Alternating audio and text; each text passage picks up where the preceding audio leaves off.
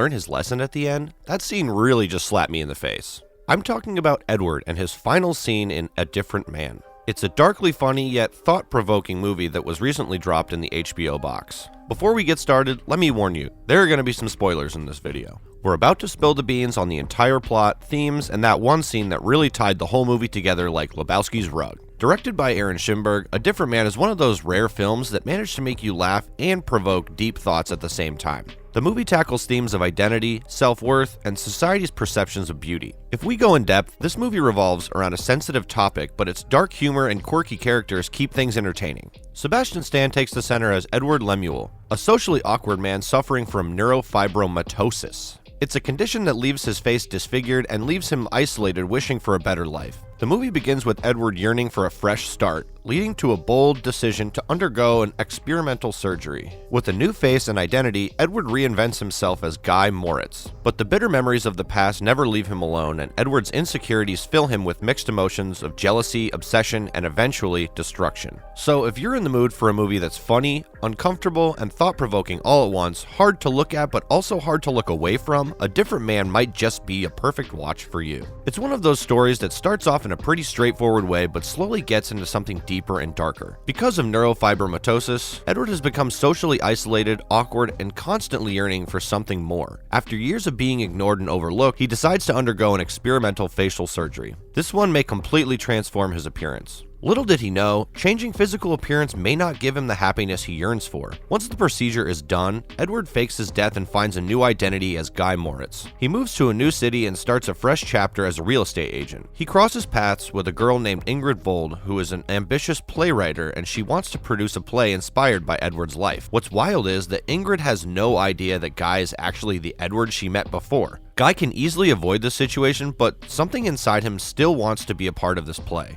That's where Edward starts destroying life once again by mixing the past and present. Without a second thought, Guy uses his cast mask from the surgery to audition for the lead role in the play. This iconic act of becoming himself earns him the role. After getting close to Ingrid, Guy starts liking her and their relationship gets serious. Guy starts believing that he is getting everything he's ever wished for, but then Oswald makes an appearance. He also has neurofibromatosis, but instead of hiding away, he has accepted himself. He auditions for the play and tries to steal Guy's spotlight, not just in the production, but in Ingrid's life as well. Oswald is everything Guy could never be. He's confident, charismatic, and comfortable in his own skin. Surprising to Guy, Ingrid and Oswald start growing closer. One romantic night, Ingrid even requests Guy to wear the ugly face mask. That's a weird fantasy, but we can't judge Ingrid's preferences. Guy still tries to keep up his dream life, but it keeps falling apart. He may have a good face, but his acting still sucks. Because of this reason, the production team decides to cast Oswald in place of Guy. The script is also changed based on Oswald's opinions, and Ingrid falls for him too.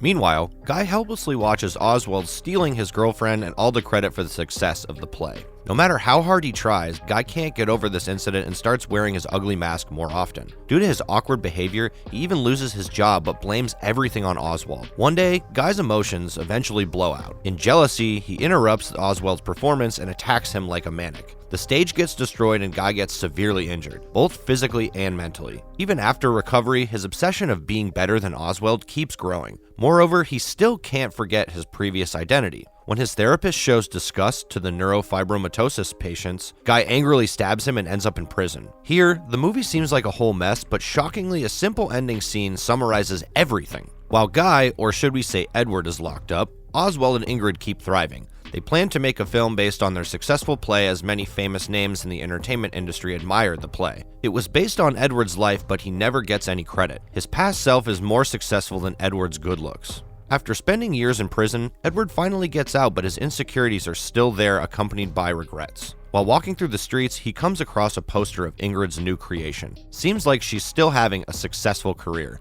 Edward doesn't want to interact with her anymore, but Oswald arrives there out of nowhere and invites Edward for dinner. While sitting at the cafe with Edward and Oswald, Ingrid reveals that her first play was never adapted into a film. Hearing this, Edward feels at a loss because he never got the credit he deserved, and now the play has been forgotten already. To avoid the situation, Edward starts looking at the menu but struggles to choose a dish. Seeing him, Oswald calls Edward by his real name and says that Edward hasn't changed a bit. The movie ends here, but this simple little scene holds a lot of meaning. This shows that Oswald and Ingrid knew about Edward's real identity but waited for him to confess. He has multiple chances to use his confession in his favor but failed to accept himself. He could have explained his reason for attacking Oswald or reduced his sentence by earning sympathy for the past sufferings. But Edward's biggest struggle was not being able to accept what he is. Besides that, his inability to choose a drink from the menu symbolizes how Edward can't make decisions for himself. He's worried that society will judge him for whatever he does. His satisfied smile at the end also symbolizes how happy he is to meet someone like Oswald who accepted Edward's true self. One more important and thought-provoking part of the ending scene is the mysterious woman sitting in the cafe. Edward stares at her like she's everything he ever wanted while the woman seems disappointed. The most straightforward explanation for this scene is that the woman symbolizes everything Edward could have achieved in his life had he given up on his insecurities. But unfortunately, he failed miserably, and that's why the woman is looking at him with disappointment. The beauty of A Different Man lies in how it balances its quirky humor with deeper, unsettling themes of identity and self-worth. Edward's journey is as tragic as it is darkly comedic, with an ending that ties everything together while leaving a lot to think about.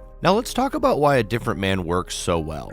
First off, the casting is absolutely phenomenal. Sebastian Stan delivers a performance that is equal parts heartbreaking and darkly funny. His portrayal of Edward is layered and complex. You can feel for him even when he's making terrible decisions. Also, Adam Pearson is a standout as Oswald. Not only does he bring charm and depth to the role, but he also serves as a perfect contrast to Edward, showing that confidence and self-acceptance have nothing to do with appearance. Secondly, the direction team did a great job at producing funny yet meaningful scenes. They literally made the viewers watch the movie on repeat to catch the message hidden between the lines. Director Adam Shimberg has a knack for finding humor in uncomfortable situations, and this movie is full of moments that are as funny as they are thought-provoking. For example, Edward's audition for the play, where he wears a mask of his old face, is both humoring yet confusing. It's the kind of scene that makes you laugh and then immediately question why you're laughing. First of all, let's accept that neurofibromatosis was never Edward's biggest problem. What he actually struggles with is self-acceptance. No matter how he looks or what he does, he always fails to accept his true self. He was just trying to prove that his new identity is better than the previous one. For a moment, he starts feeling happy after getting a successful life, but then Oswald arrives and shatters Edward's fragile self-confidence. Edward never thought that he would get a role in a play that is based on himself, but Oswald proved him wrong. Moreover, simple scenes like Oswald being friendly and popular in the production team made Edward question himself. Another thing I love is Ingrid's unique taste in men. She depicts the fact that beauty standards are self-made. Everyone has their own preferences. For a true lover, his love is always the most charming person in the whole world, no matter how he looks. The cafe scene in the end really put the cherry on top. It summarizes the real message of the whole movie. Happiness and self-worth can't be found in external changes, they have to come from within. If Edward knew this, he wouldn't bother to get the surgery or make a new identity at all. All he needed to do was change his outlook on life. Though the people with good looks get pretty privileges in life, but nothing can guarantee happiness. Not all sad people are ugly,